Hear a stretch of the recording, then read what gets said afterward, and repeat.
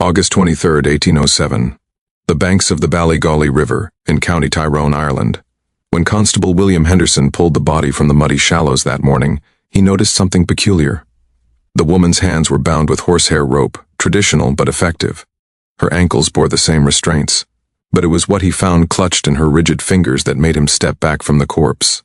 A single dried toad, preserved and blackened with age. The crowd that had gathered on the riverbank, nearly 40 souls from the village, stood in absolute silence. Not the silence of mourning, but something far more unsettling. The silence of satisfaction. Margaret McFee, aged 43, had been killed by her neighbors. They'd dragged her from her cottage at dawn, bound her like livestock, and thrown her into the river while she screamed for mercy. The local magistrate would later write in his report, "The deceased was subjected to trial by water, as had been the custom in darker centuries past, but the truth was far more terrifying than a simple mob killing driven by superstition, because what authorities discovered in Margaret McFee's cottage would reveal a community consumed by paranoia, a woman caught between ancient practices and emerging modernity, and a collection of preserved creatures that would raise questions no one in 1807 Ireland wanted to answer." Before we uncover the truth about the Tyrone Hedge witches, toads, and the woman who died protecting her secrets, make sure to subscribe to the Silent Abbey and ring that notification bell. We bring you the darkest, most forgotten chapters of history, the stories that time tried to bury. Drop a comment telling us where you're watching from. We love hearing from our community of mystery seekers around the world. Now, let's descend into the tragic final days of Margaret McFee. Ireland in 1807 existed in a state of transformation and tension that most history books barely acknowledge. The Act of Union had dissolved the Irish Parliament just 7 years earlier, forcing Ireland into a political marriage with Great Britain that few Irish Catholics welcomed. In County Tyrone, particularly in the rural parishes surrounding Ballygawley, this meant Protestant landowners held increasing power, while Catholic tenant farmers watched their traditional ways of life erode like soil in spring floods. But 1807 brought something more immediate than political upheaval.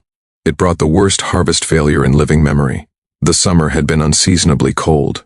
Rain fell in sheets throughout June and July, rotting potatoes in the ground and turning grain fields into swamps. By August, families who had lived comfortably for generations found themselves rationing food, watching their children's cheeks hollow, and wondering what they'd done to deserve God's punishment. Into this atmosphere of fear and hunger lived Margaret McFee. The McFee cottage sat on the edge of Ballygawley, where the village proper gave way to dense woodland. It was a traditional single-room dwelling with stone walls and a thatched roof, unremarkable except for one detail: Margaret lived alone. Her husband, Thomas McFee, had died 3 years prior from what village records called a fever of the lungs. They'd had no children who survived past infancy. A widow living alone should have remarried or moved in with relatives. That she did neither marked her as unusual. That she seemed to have enough to eat while her neighbors' children went hungry marked her as suspicious. Margaret worked as what locals called a hedge witch, though she would never have used that term herself. She was a healer, a woman who knew which plants stopped bleeding, which roots eased childbirth pain, which poultices drew out infection. In a rural area with no proper physician within a day's ride, such knowledge made her invaluable. She was also, by multiple accounts, a difficult woman. "She'd not suffer fools," wrote Father Declan O'Rourke in his parish diary. "If you came to her with a complaint she deemed foolish, she'd send you away with sharp words. She'd no patience for those who wanted miracles when what they needed was common sense and hard work." This combination, essential skills paired with an unpleasant personality, placed Margaret in a precarious position. People needed her, but they didn't like her. And in a small village where survival depended on community bonds, being unliked could prove fatal, especially when the crops failed and people started looking for someone to blame. The first whispers began in late July, though no one could later say exactly who started them. Margaret McFee had been seen gathering plants in the woods at odd hours. Margaret McFee kept jars of strange things in her cottage. Margaret McFee's garden flourished while everyone else's withered, and Margaret McFee kept toads. The first incident that anyone could definitively document occurred on July 28, 1807. Mary Brennan, wife of farmer Patrick Brennan, went into difficult labor with her 5th child. The baby was breech, feet first, and the midwife, Susan Kelly, couldn't turn it. By the 2nd day of labor, with Mary weakening and the baby surely dead, Patrick ran to fetch Margaret McFee. Margaret arrived with her leather bag of remedies and spent an hour with Mary. What she did in that room, only Susan Kelly witnessed, and her later testimony would prove contradictory. What's certain is that Mary Brennan survived, and the baby, against all expectations, lived as well. Patrick Brennan paid Margaret with a basket of eggs and a bolt of wool cloth, more than fair compensation. She left without a word of reassurance or comfort, as was her way. The baby, a girl they named Catherine, seemed healthy at first, but within a week the child developed a strange cry, high-pitched and unceasing, particularly at night. Mary Brennan mentioned this to several neighbors, adding what would become a crucial detail. She cries loudest when the moon is full, like she's calling to something in the dark. On August 5th, Thomas Devlin's prize ram died suddenly. The animal had been healthy the day before. Thomas had checked it himself that evening. By morning it lay stiff in the field, its eyes wide and mouth open as if it had died screaming. When Thomas and his eldest son examined the carcass, they found something that made Thomas's blood run cold. On the ram's belly, barely visible against the wool, were 3 small marks in a perfect triangle.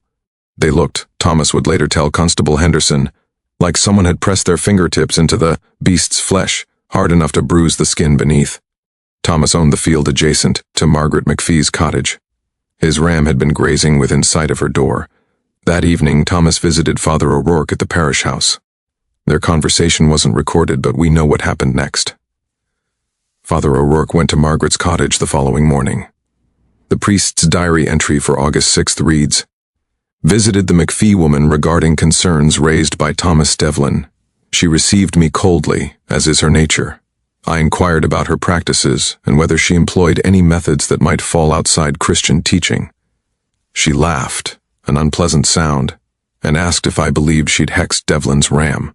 I said I believed nothing of the sort, but urged her to attend Mass and keep company with godly women. She said, 'Tell Devlin his ram died because he feeds his stock spoiled grain to save money. Tell him I've no interest in his livestock or his superstitions.' Then she shut the door in my face. Most unseemly behavior from a woman of her station. The next incident occurred on August 12th and involved a child. 7-year-old Michael O'Connor was playing near the stream that marked the boundary of the McFee property when he saw something that terrified him. According to his testimony, given tearfully to his mother and later repeated to the constable, he saw Margaret McFee talking to her toads. She had them out of their jar, the boy said. 3 of them big and black. She was whispering to them and they were listening, ma'am, I swear it. They sat still as stones while she talked, and then she touched each one on the head, and they hopped off into 3 different directions, like she'd sent them on errands." Young Michael's mother, Bridget O'Connor, didn't dismiss this as childish imagination. She told her sister, who told her husband, who mentioned it at the public house. Within 2 days, everyone in Ballygawley had heard some version of the story. The detail that seemed to disturb people most wasn't that Margaret had toads. Many people kept them to eat insects in their gardens. It was that she'd been seen talking to them as if they were people, as if they could understand and obey. On August 15th, the village received news that would transform unease into panic. A rider arrived from the neighboring parish of Cloger with a message for Father O'Rourke. There had been 2 more unexplained livestock deaths in villages within 10 miles of Ballygawley. Both had occurred at properties bordering woodland. Both animals bore the same triangular bruising pattern that Thomas Devlin had found on his ram. At evening, an informal gathering took place at Hugh McNally's public house. No official records document this meeting, but multiple sources reference it in later testimony.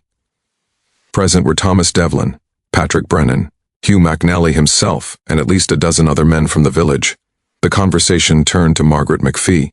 Someone suggested, Constable Henderson would later write in his report, based on interviews with attendees, that the community had been too tolerant of the woman's odd ways, that permitting such behavior had brought misfortune upon them all, that perhaps the crop failure and livestock deaths were not natural at all but the result of malevolent influence. The word witch was never used at that gathering, at least no one would admit to using it, but the implication hung in the air like smoke. The final incident occurred on August 21st, just 2 days before Margaret's death. Father O'Rourke's serving woman, an elderly widow named Agnes Moore, fell suddenly and violently ill. She'd been in good health that morning, but by noon she was seized with stomach cramps so severe she couldn't stand. By evening, she was vomiting blood. Father O'Rourke sent for Margaret McFee. It was, he later admitted, an act of desperation. Agnes was dying, and Margaret was the only person in the village with medical knowledge. Margaret came. She examined Agnes, asked about what she'd eaten, and prepared a tincture from herbs she carried in her bag. She gave Agnes 3 doses over the course of the night. By morning, Agnes Moore was sitting up and asking for food. Father O'Rourke was grateful. He tried to pay Margaret, but she refused money, saying only, "Your woman ate wild mushrooms she mistook for safe ones. Keep her away from the forest floor and she'll live to a great age." It should have been a triumph, clear proof of Margaret's healing skills. Instead, it became the final piece of evidence against her. Because that evening, as news of Agnes Moore's remarkable recovery spread through the village, someone asked a question that, once spoken, couldn't be unspoken. If Margaret McFee could cure such a deadly poisoning overnight, what did that say about her power? And if she had the power to heal so quickly, didn't she also have the power to harm? Mary Brennan said it first. What if she poisoned Agnes herself just to prove she could cure her? What if all these misfortunes are her doing, so we'll keep needing her? The logic was circular, paranoid, and completely divorced from reason. But in August 1807, in a failing harvest season, in a village where children were going hungry and livestock were dying under mysterious circumstances, reason had very little currency. If this St. Ori is giving you chills, hit that like button. The paranoia that gripped Ballygawley is about to spiral into something far darker. Share this with someone who loves dark mysteries from history. And let's discover what happens when fear transforms neighbors into murderers. The night of August 22nd would change everything. August 22nd, 1807, just after sunset, a group of men gathered at Hugh McNally's public house. Constable Henderson's later investigation identified at least 15 men present, though some witnesses claimed the number was closer to 25. They'd been drinking, though how much would become a point of contention in the subsequent inquiry. Thomas Devlin was there. So was Patrick Brennan. Hugh McNally himself participated. Father O'Rourke was notably absent. He claimed to have been in his chambers preparing Sunday's sermon and knew nothing of what was planned. The men decided to search Margaret McFee's cottage. They told themselves it was a lawful action. They told themselves they had cause, the livestock deaths, the strange incidents, the whispers of witchcraft that had grown from speculation to conviction. They told themselves they were protecting their families. They were lying to themselves. What they planned was a mob action, pure and simple. They would search Margaret's cottage for evidence of witchcraft, and they'd already decided what they'd find.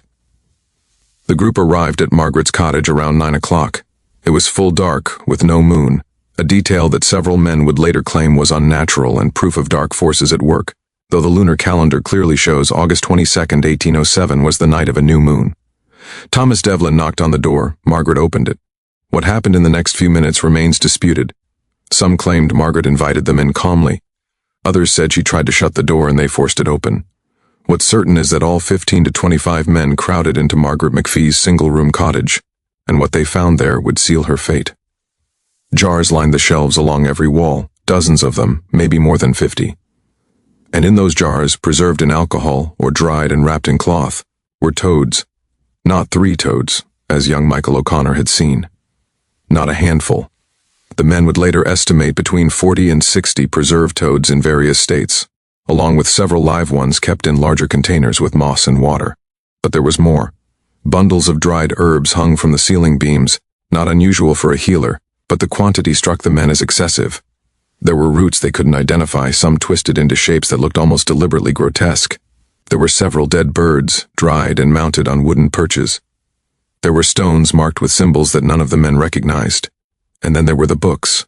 Margaret McFee owned books, 3 of them, which in a region where most people couldn't read made her immediately suspicious. The men couldn't read them either, but one man present, a Protestant tenant named James Wilson who'd had some education, examined the spines. One was a herbal, a guide to medicinal plants, common enough among healers. One was a Bible in English, which seemed proper. The third was what James Wilson described as a ledger of some kind, filled with writing and drawings of symbols I'd never seen the like of. This was Margaret's working notebook, where she recorded her remedies, which plants to gather when, what treatments worked for which ailments. But to the men crowding her cottage that night, it looked like a grimoire. Thomas Devlin picked up one of the jars containing a preserved toad. "What devil's work is this?" he demanded. Margaret's response was unfortunate. She laughed. "You ignorant fools," she said, according to multiple testimonies. "Those are toads. I use them for medicine. The dried skin can be powdered and mixed with other ingredients to reduce fever. Every Hedge woman knows this. My mother taught me. and her mother taught her. "She admits to witchcraft," someone shouted from the back of the crowd. "It's not witchcraft, you thick-headed." Margaret's sentence was cut short as hands grabbed her. What happened next descended into chaos. Margaret fought. She screamed. She cursed them all, and here the testimonies agree on her exact words. "May you choke on your own ignorance. May your children know you for the murderers you are." Those words, spoken in rage and fear by a woman being manhandled by a mob, would be interpreted as a curse, as proof of her malevolence, as justification for what came next. They dragged her from her cottage. Someone, no one would later admit who, suggested the old way of determining guilt, trial by water. It was an ancient practice, supposedly abandoned centuries ago, but everyone there knew the principle. The guilty would float, protected by the devil. The innocent would sink, perhaps to drown, but at least they'd die innocent. It was madness. It was barbaric. It was also in that moment exactly what the crowd wanted. They bound Margaret's wrists and ankles with horsehair rope, strong and traditionally used for livestock, which tells you something about how they thought of her. They carried her, still struggling and screaming, down to the Ballygawley River. The river wasn't deep at that point, perhaps 5 feet in the center, less near the banks, but it was enough. They threw her in. Margaret McFee sank immediately. Her heavy skirts, the bindings on her ankles, the sheer physics of a bound human body. She went down like a stone. The crowd watched. Some expected her to float, proof of her guilt. When she didn't, when she simply disappeared beneath the dark water, there was a moment of terrible silence. Then she surfaced, gasping, her bound hands trying desperately to reach toward the bank. She managed to scream once, "Help me," before she went under again. No one moved to help her. She surfaced twice more, each time for a briefer moment. The third time, no words came out, just a choking sound. Then she was gone. They waited. The water settled. The night sounds returned. Insects, a distant owl, the wind in the trees. Margaret McFee did not surface again. The crowd dispersed slowly, walking back to the village in silence. Some went to their homes, others returned to the public house. No one apparently thought to alert Constable Henderson. It was only the next morning when Margaret's absence was noticed that Henderson was informed. He went to her cottage, found it in disarray, and began asking questions. Within an hour, he'd learned enough to lead into the river. That's where he found Margaret McFee's body, washed up on the bank, her bound hands still clutching the dried toad she'd grabbed from one of her jars in her cottage during the struggle. Even in death, even drowned and disgraced, she'd held onto her medicine. Constable William Henderson faced an impossible situation. A woman had been murdered, there was no question about that. Margaret McFee had been bound and deliberately drowned by a mob of villagers. In any normal circumstance, this would demand arrests, trials, and hangings. But these weren't normal circumstances. Henderson was one man, responsible for keeping order in a rural parish where he was outnumbered by potential suspects by more than 100 to 1. The men who'd killed Margaret included some of the most prominent farmers and tradesmen in Ballygawley. And perhaps most significantly, the entire community seemed to believe the killing had been justified. Henderson's first action was to remove Margaret's body from the river and arrange for a proper examination. He brought in Dr. Samuel Crawford from Dungannon, the nearest town with an actual physician, to examine the corpse and provide an official cause of death. Dr. Crawford's report, dated August 24, 1807, still exists in the County Tyrone archives. It makes for grim reading. The deceased is a woman of approxima, 40-45 years of age, moderately nourished, showing signs of recent trauma consistent with rough handling. Bruising is present on both upper arms, the wrists, and around the throat. The hands and feet show evidence of having been bound with rope, leaving deep marks in the flesh. The cause of death is drowning by submersion. Water is present in the lungs. There are no other significant injuries. In my professional opinion, this woman was forcibly restrained and drowned, and did not enter the water of her own volition. It was, in other words, murder. Henderson spent the next week interviewing witnesses. His investigation notes reveal a methodical approach and a growing frustration. Everyone admitted to knowing about the search of Margaret's cottage. Many admitted to being present. But no one would say who had suggested throwing her in the river. No one would identify who had bound her. No one would state clearly who had thrown her into the water. It was a collective action, one witness told him. We all did it together. You can't punish all of us. That was, Henderson realized, precisely the problem. On August 30th, Henderson submitted his report to the magistrate, Sir Edward Beresford, who held jurisdiction over the area. The report detailed the killing, identified 15 men by name who had definitely been present, and recommended that all 15 be charged with murder. Sir Edward's response came on September 3rd. It was not what Henderson expected. Constable Henderson's diligence is noted and appreciated, Beresford wrote. However, given the circumstances of the case, the confusion regarding individual culpability and the apparent belief among the accused that they were acting to protect their community from malevolent influence, I am not convinced that prosecution would serve the interests of justice or public order. The death of Mrs. McFee is a tragedy, but charging 15 men, many with families dependent upon them, would create greater harm than it would remedy. No charges will be filed at this time. Henderson was furious. His private letters to a cousin in Dublin, preserved in the National Archives, reveal his state of mind. They've murdered a woman in cold blood and will face no consequences. Beresford speaks of public order, but what order can exist when the law itself is suspended for the convenience of the powerful? I am ashamed to wear this uniform. But Henderson wasn't the only one disturbed by the outcome. Father Declan O'Rourke, who had maintained a careful distance during the investigation, now found himself forced to address the killing from his pulpit. His sermon on September 6, 1807, was recorded in his diary and provides a window into how the church attempted to process the community's collective guilt. What happened to Margaret McFee was not God's justice, O'Rourke preached. It was man's fear given terrible form. We are called to love our neighbors, even those we find difficult. We are called to show mercy, even to those we do not understand. In taking Margaret McFee's life, we have sinned gravely, and we must carry that sin with us. Let us pray that God, in his infinite mercy, will forgive what we have done. The response, according to O'Rourke's diary, was mixed. Some parishioners wept, others sat stone-faced, and several families, including the Devlins and the Brennans, stopped attending Mass entirely. But the story doesn't end with Beresford's decision not to prosecute. 3 of the men involved in Margaret's killing fell seriously ill within a month of her death. One, Patrick Brennan, developed a mysterious wasting sickness that left him bedridden until his death in November 1807. His widow, Mary, told neighbors that he'd been cursed by the witch's dying words, though this was almost certainly guilt manifesting as psychosomatic illness. The second, James Wilson, the educated Protestant who'd examined Margaret's books, suffered what Dr. Crawford later described as an apoplexy of the brain. He survived but lost the ability to speak clearly and was never able to work again. The third, Thomas Devlin, seemed to escape unscathed until the following spring. In April 1808, his barn burned down under mysterious circumstances, killing 3 horses and destroying his entire season's seed grain. Devlin became convinced that Margaret's spirit was taking revenge and left Ballygawley entirely, moving his family to Belfast and never returning. Were these consequences of a witch's curse, as many villagers believed? Or were they the predictable outcomes of men racked with guilt, whose stress and self-destruction manifested as illness, accident, and paranoid flight? The answer depends on what you believe about the world. What we know for certain is that Margaret McFee's cottage was burned on September 10, 1807 by order of Sir Edward Beresford. The official reason was to eliminate potential sources of disease and harmful influence. Everything inside was destroyed, the jars of toads, the herbs, the mysterious books, all of it reduced to ash. But before the burning, Constable Henderson did something remarkable.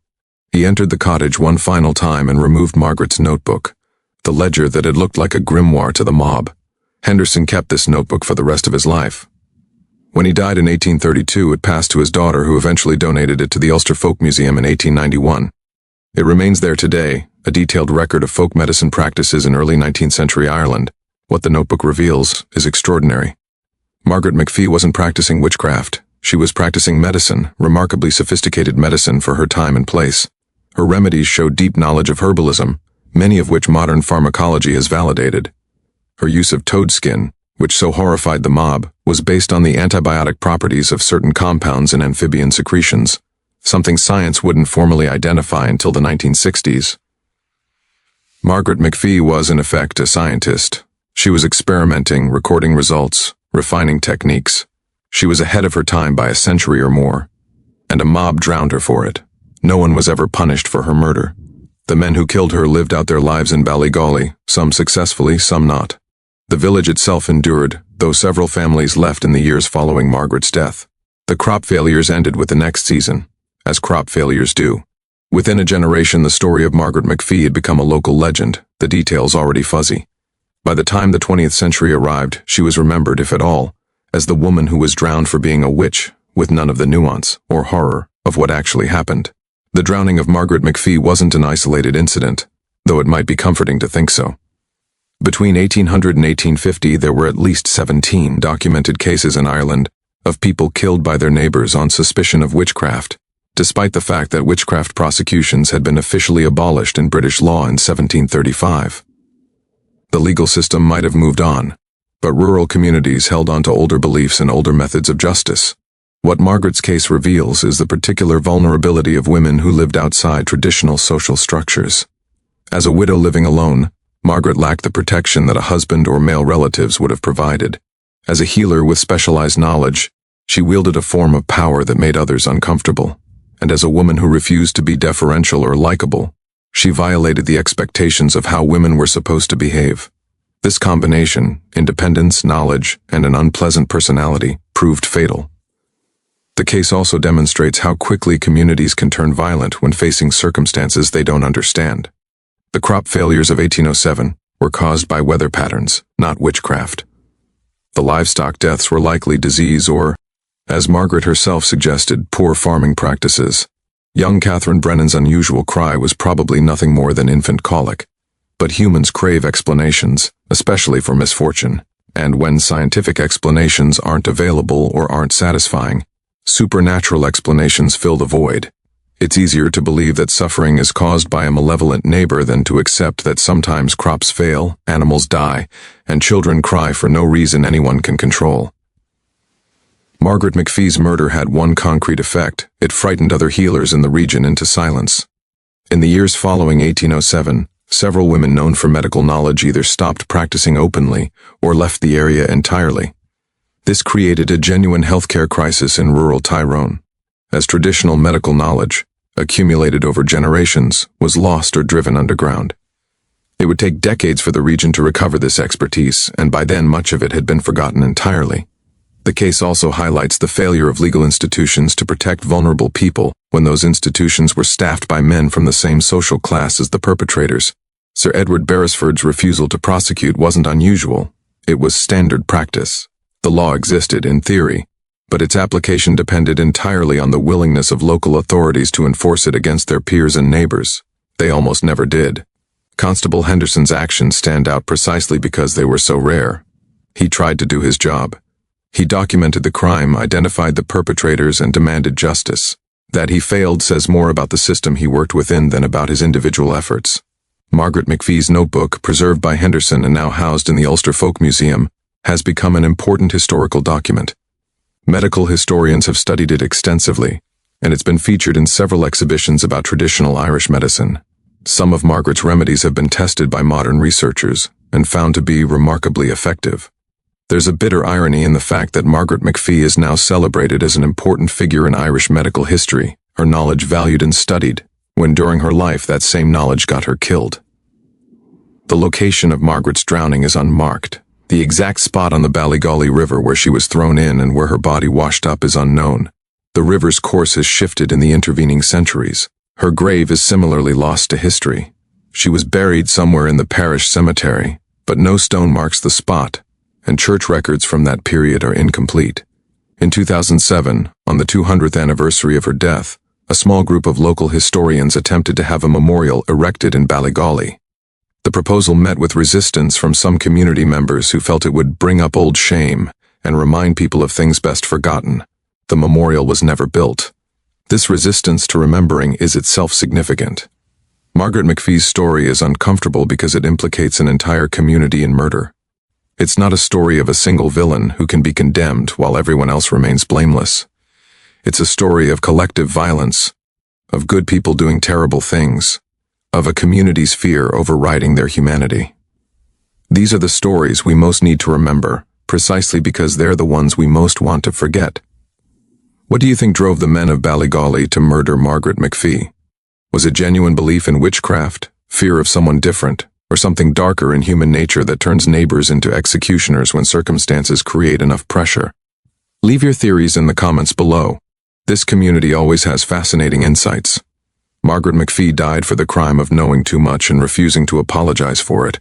Her real witch's familiar wasn't a toad. It was knowledge itself, and in 1807 Ireland, that was dangerous. Enough to get you killed. If this story affected you, subscribe to The Silent Abbey for more lost chapters of history. We bring you the true stories that textbooks won't touch, the dark, the forgotten, the uncomfortable truths about who we were and what that reveals about who we are. Hit that notification bell so you don't miss our next investigation into the shadows of history. Until then, remember, the scariest monsters aren't supernatural. They're human. And they've always been hiding in plain sight, in every village, in every era, wearing the faces of ordinary people. See you in the next video.